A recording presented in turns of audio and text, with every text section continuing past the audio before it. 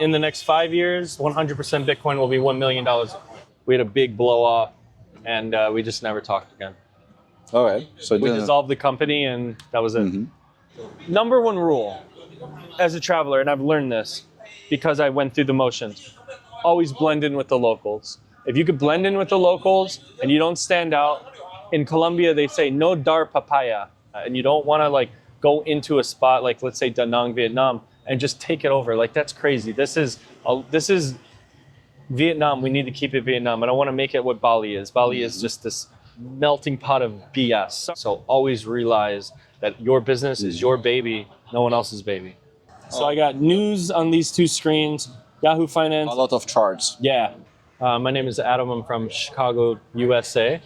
We are Palestinian refugees born in Jerusalem. I'm born in an area called Sheikh Jarrah. We got pushed out from the occupation. We are living in America in 3 different spots: Florida, Illinois, and New York. So we got families scattered all across the country. What do you do for a living right now? Elevator pitch is really easy. I teach people that are intermediate to advanced traders how to get funded and stay funded. And But are you talking about stock market or crypto or both? Foreign exchange and cryptocurrency. So we teach them how to basically get funded, stay funded, get consistent payouts, and see trading work for them. So what could be the success rate? Right now we have about 85% of our students that complete 18 classes in about 3 months are fully funded. The price of Bitcoin 10 years from now. Your prediction. I think 10 years is a little bit of a stretch, but I think in the next 5 years, 100% Bitcoin will be $1 million. 1 million in 5 years. About, yeah. Okay. 100%. And the reason why is because it's deflationary. So how did that happen that you are here? I was in Thailand. I went to Jomtien Beach. I was training Muay Thai there. And then I trained in Bangkok. I wanted to see Da Nang as a digital nomad. So here I am. I normally do long-term Airbnbs. I believe it's a little bit easier to do an Airbnb for 3 to 4 days and then talk to the host, get it off of Airbnb, get on WhatsApp or Line, and then strike a deal with negotiation that way. This is really a good idea. And in Da Nang, it's really necessary to go to the place. And some people even recommend to go there at night, I mean late evening and morning, to check if there may be construction site or karaoke or something else. You never know. Yeah. But also check for mold. I'm really good at meeting people because I use Instagram groups, which I create. I use Hostel World. You don't really need to stay in a hostel. You could book a hostel and then you can get the Hostel World chat feature. And I also use Couch Surfing, which is an amazing community. To meet people. Yeah. To basically get them onto an Instagram group or a WhatsApp group. And the last one I use is a new app that I met the CEO and the founder of. It's called Nomad Table. Building businesses and finding business partners is like having a relationship or a significant other, right? You have to be very specific with what you're looking for. So I don't think I would find like a business partner in a co-working space, but having like someone to like maybe pick their brain, maybe an industry that I'm not familiar with, maybe they're in wellness or something, like, you know, it's just cool to meet people that are also thinking like you, right? They want to live as digital nomads. They want to see the world. They want to experience like local culture and try local foods. And it's just something that I don't really find in the co-working spaces very often, to be like, you are a business partner, let's work together. Yeah. But if it happens, it happens.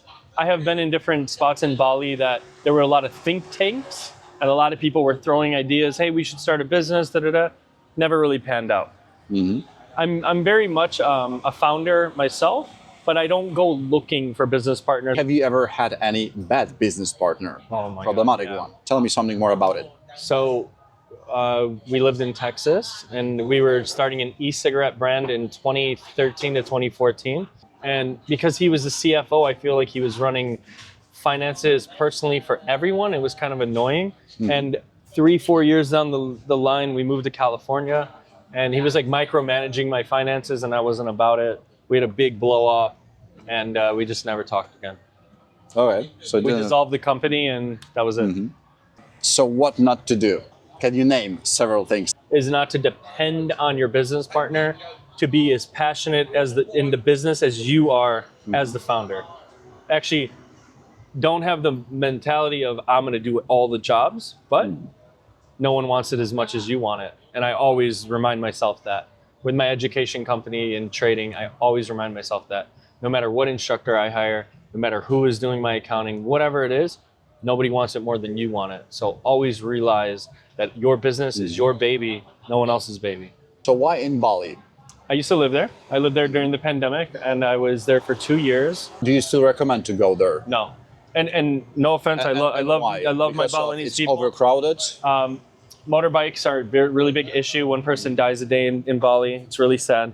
Also, it's really congested. So if you need to go like from here to a kilometer away, you're going to be in traffic for 2 hours. And if you walk, then you have to deal with motorbike and all of the fumes come. So I don't recommend it anymore. I think that Da Nang, Madeira, Azores, Lisbon, Dubai is kind of overhyped, but maybe Dubai are better options, right? I heard a lot of people talking about Morocco. Morocco's a good spot. Yeah.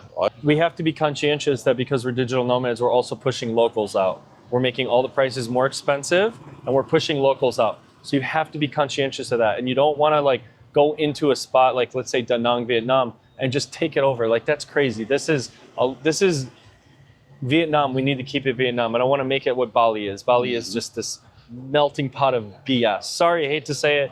I love my Balinese people, but I'm really sad with what Bali has become. How safe or unsafe is Chicago? Chicago is the third largest murder capital of the country. We have the highest crime rate because we have the highest gang members. New York City is also very, very high on that list. Baltimore, Maryland is also. Is there something that local government or the government no, they don't give is to do? They don't care. Local jurisdiction, police don't care. So what should they do? What is your opinion? Like how to solve the problem? They should tighten up on gun violence. They should figure out more legislation when it comes to just property, holding gun as property. If I break my leg right now in America and an ambulance comes and picks me up, it's $20,000 US. If I don't have insurance, I have to cough that up. And if I can't cough that up, then I pay it like it's a car. It's crazy. What do you think about my theory that people like became more radical, more divided, almost like since the social media? Because, you know, everyone lives in his own bubble and you are like constantly exposed to the content that make you even more radical. What do you think about that? You could use Telegram. You could use different apps that are kind of decentralized and go around it a little bit. But for the most part, I believe social media is censored and they want you to believe a certain bias. I see this a lot with my friends, right? They ask me, how are your family in Palestine? And I'm like, well, you know, aren't you guys caught up on it? And they're like, we don't get any of the feed anymore in our algorithm. Come on. You think that's not by choice? Let me switch the topic and ask you about the digital nomad lifestyle. Sure. What are the biggest advantages in your opinion? I've been traveling since 2019. I've seen almost 70 countries. I would say the biggest advantage is freedom, hands down. Having the ability to wake up, clock in on your own, be your own boss. And have the rest of the day to do whatever you want is so freeing. So you want to go tour, you want to go see waterfall, you want to go see island, you want to go see mountains, whatever, right? What is hard about it, lifestyle like that? The first thing is connectivity. Having a strong connection to the World Wide Web and the internet is an issue. Challenges could be always constantly being in a co-working space. I combat that with renting my own Airbnb and then taking my Microsoft tablet and connecting it to the TV. I'll show you my setup here. Okay. So you can see when I'm not traveling what my actual setup looks like. So I got news on these two screens, Yahoo Finance. A lot of charts. Yeah, Yahoo Finance and CNBC or Bloomberg. And then I have my broker. Looks professional, looks really good. Thank you. Discord. Discord's very important because you need to be connected with people when you're live trading. And then I also have gold, Bitcoin, and Ethereum. Another challenge is, like if you're working New York hours, this is actually really important for Americans. You're going to work at night. And you're not going to just work at night. You're going to start at 9 p.m. and you're going to go all the way until 2 a.m. So that's pretty challenging because it's going to eat at your morning. Also, making friends. Not for me. I'm pretty good at it, right? How often do you get food poisoned in Asia? I only got food poisoning twice in my life while traveling. I got food poisoning in Bali. I believe this is because they closed the borders for the pandemic. Didn't get the freshest imported ingredients. I got very sick in Morocco, in Fez, during the Eid al-Adha, where they were slaughtering Fez, the north, yeah. They were like slaughtering goats in the street. I was food poisoned for 9 days in bed. I thought I was gonna die. What advice can you give for people who come here and they want to withdraw money from ATM? Is it a good idea to take dollars, to take cash, to just take one card or maybe 5 just in case? So there's 3 things that you need. You need an e-version of whatever credit card or debit card you're gonna use, and you need a backup of that. So let's give an example. We have Chase Bank. Chase Bank has an app on Apple Pay or Google Pay or whatever. That is the digital version of that. You also need to write that down using an app like Keeper. Write that down just so you have the expiration date, your name, the credit card number, and the 3-digit code. So you back up that. Now you need a travel card that gives you no ATM fees. Revolut and TransferWise are very good for this. Then you need a card that you can easily transfer in and out of different currencies. Wise is very good for this. So if I go to Thailand and I go to Vietnam, I'm going to take my THB and switch it to VND. How do I do that really easily? Using Wise. You can use Wise and go to any Western Union. You could pull cash out. I did it many times in South America. No questions asked. Use your Wise card. In 5 minutes, you get cash in that currency. Number 1 rule as a traveler, and I've learned this because I went through the motions, always blend in with the locals. If you could blend in with the locals and you don't stand out, in Colombia they say no dar papaya. Don't give them a reason to rob you. Don't give them a reason to rough you up.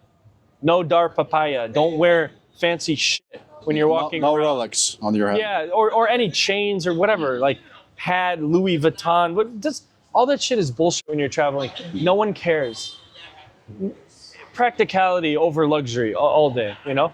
So that's what I would say. Blend in with the locals and you're not going to get scammed. And travel with a buddy if you're scared of being a solo traveler. But the best thing I ever did in my life is solo travel the world. So, yeah. Okay, thanks. Thank you very much for the interview. Really important. If you enjoyed watching that video, please leave a like, leave a sub down below, and also leave a comment. It will help me a lot. Thanks a lot.